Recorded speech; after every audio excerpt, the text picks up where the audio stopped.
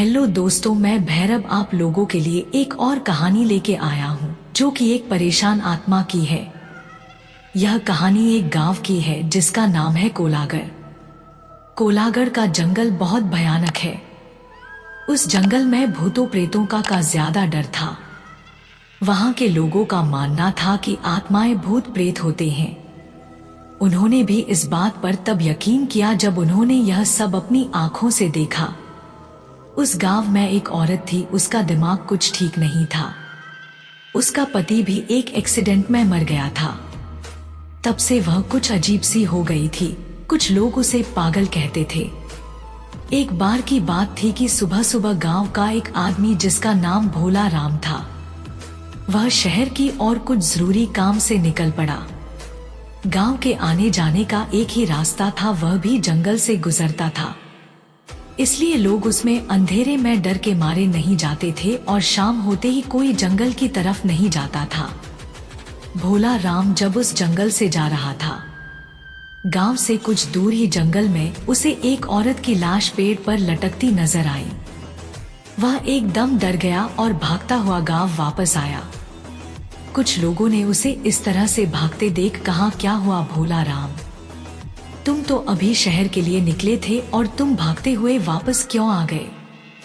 तब भोला राम ने बताया कि मैंने अभी किसी की लाश को पेड़ पर लटकते देखा। वह लाश किसी औरत की है। देखते देखते सारा गांव इकट्ठा हो गया कि क्या हो गया, कहाँ है लाश, चलो चलकर देखते हैं। तब सारा गांव उसे देखने को चल दिया। देखते क्या है कि एक औरत की लाश पेड़ पर लटक रही है। देखते ही गांव वालों ने कहा कि यह तो पागल लग रही है। कुछ लोगों ने कहा, इसे नीचे उतारो और इसका दाह संस्कार कर दो।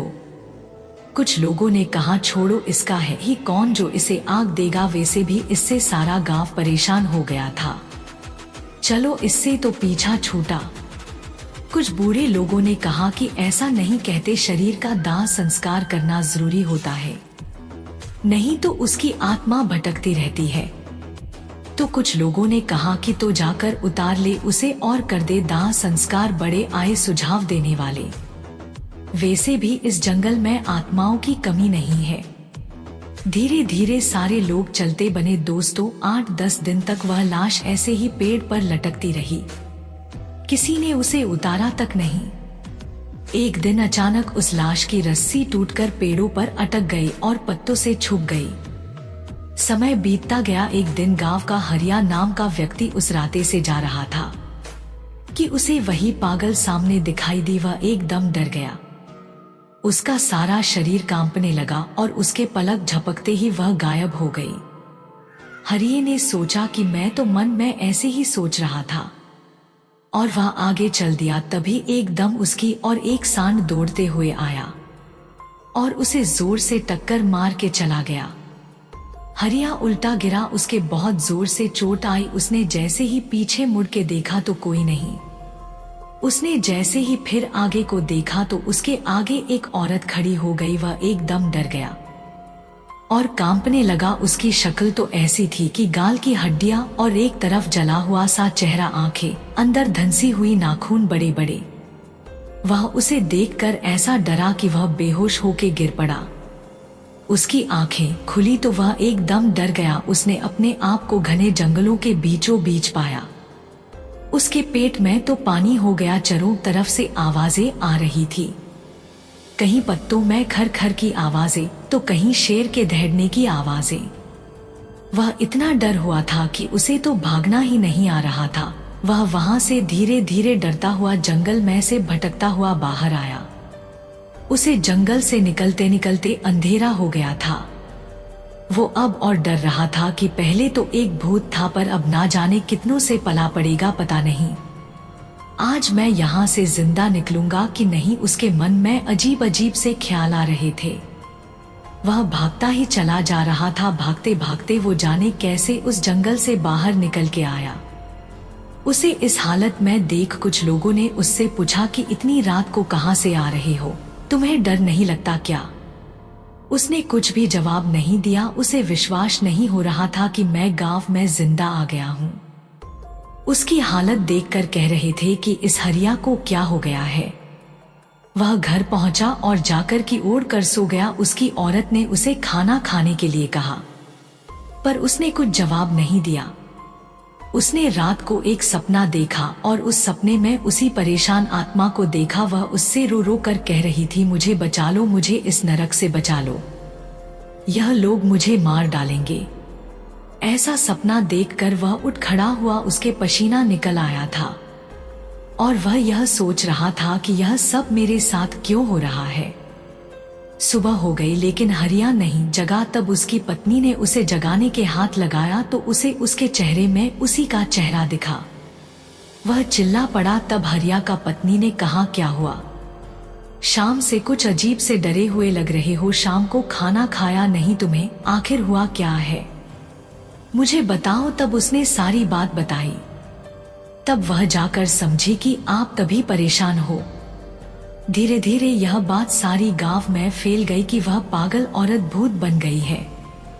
तभी कुछ लोगों ने बताया कि रात को यही आवाज कुछ लोगों ने सुनी जो जंगल से आ रही थी। मुझे बचाओ, मुझे इस नरक से निकालो। अब तो सारे लोग परेशान थे कि शहर का जाने का रास्ता भी बंद हो गया।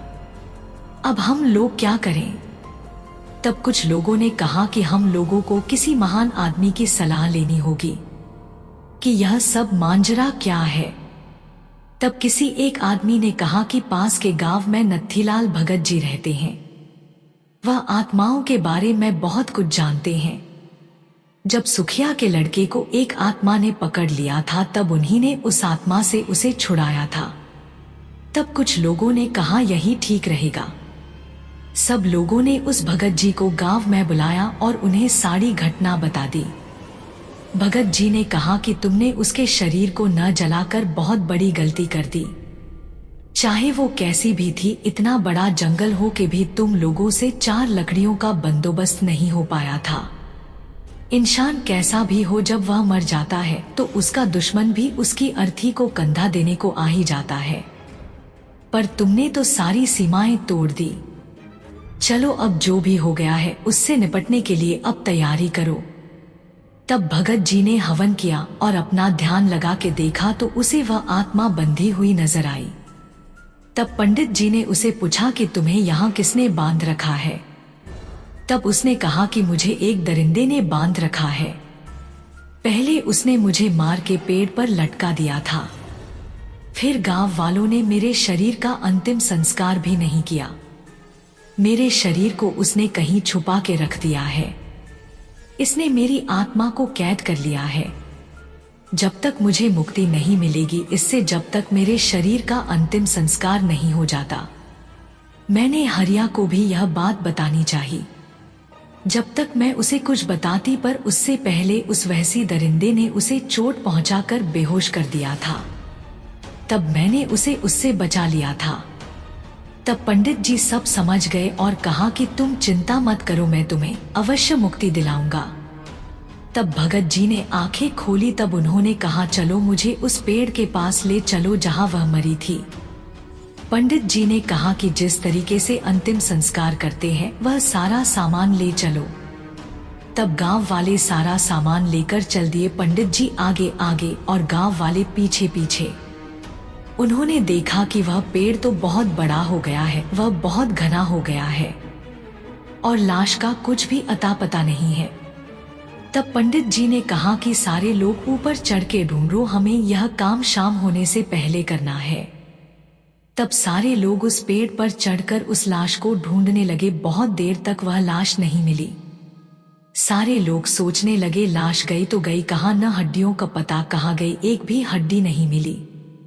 तब पंडित जी ने नींबू दे दिया सबको और कहा, जहां यह नींबू लाल हो जाए समझना वहीं पर लाश है। 2-3 मिनट बाद एक आदमी ने कहा, यह रही लाश, यह तो हड्डियों का ढांचा है। उसका इतना कहते ही सारे लोग चीखने लगे, भूत भूत। उनके सामने एक भयानक आदमी खड़ा है। उसके यह बड़े बड़े दांत, आंखें, लाल लाल मुंह, भेड़िए जैसा ये बड़े नाखून। लोग डर के मारे ऊपर से कूद गए। एक को तो उस भेड़िए ने ऐसा पकड़ के फेंका कि वह सीधा नीचे आके गिरा। हाँ हाँ हाँ हाँ चिल्लाने लगा, कोई नहीं ले जाएगा इसे, यह मेरी है, इसे मैंने वर्षों से सजा के रखा है। उसने गुस्से में सारा पैर झकझोर दिया। ऐसा होते देख पंडित जी ने मंत्र पढ़ना शुरू किया। पंडित जी को मंत्र पढ़ते देख उसने उन पर हमला बोल दिया। पंडित जी को उठाकर फेंक दिया, पर पंडित जी के मंत्र बंद नहीं हुए। उन्होंने जो मंत्र पढ़ पढ़ के उसके ऊपर मिट्टी फेंकी, उसके शरीर पर जहां जहां मिट्टी पड़ी उसका शरीर वहीं से गलता जा रहा था। उसका एक हाथ टूटकर गिरा। वह पंडित जी के ऊपर ऐसा झपटा, पंडित जी उस जगह से हट गए और वह नीचे जा गिरा। पंडित जी ने फिर मंत्र पढ़ के उसके शरीर पर मारा, वह वहीं ढेर हो गया। उसकी आत्मा निकल के एक गांव वाले के अंदर घुस गई। उसने गांव वालों को ही मारना शुरू कर दिया। उसने तो एक का सिर फाड़ दिया और एक का हाथ चबा गया। इतना खतरनाक होता जा रहा था। उधर शाम होती जा रही थी। तब पंडित जी ने उसकी और रस्सी फेंकी और दूसरी और एक आदमी ने पकड़ के उसे एक पेड़ से बांध दिया और उसको 2-4 मंत्र पढ़ के मारे और लोगों से कहा शाम होने वाली है, इससे पहले यहाँ और आत्माएं आए, पहले उस शव को नीचे उतारो और उसका अंतिम संस्कार कर दो। तब कुछ लोगों ने उसे उठाकर लकड़ियों पर लिटा के आग लगा दी। वह पेड़ से बंधा हुआ चिल्लाए जा रहा था, मत जलाओ उसे, मत जलाओ उसे। देखते देखते वह हड्डियां राख में परिवर्तित हो गई। उसमें से एक ज्वाला उठती हुई बाहर आई और पंडित जी को नमस्कार किया और कहा कि अगर इसको मारना है तो उसके पहले वाले शरीर को जला दो, तब वह खुद उसके शरीर से निकल जाएगा। ऐसा कहते हुए वह आग का गोला बनकर आकाश की ओर चली गई।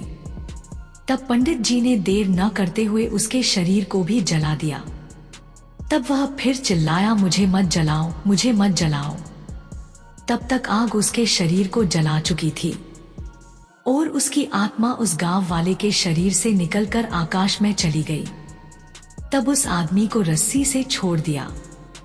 तब उसका शरीर होश में आया। तब सब लोग उसे लेकर गांव आए। तब सबने भगत जी को राम राम कहा और भगत जी अपने गांव चले गए। तब से उस गांव शांति आ गई।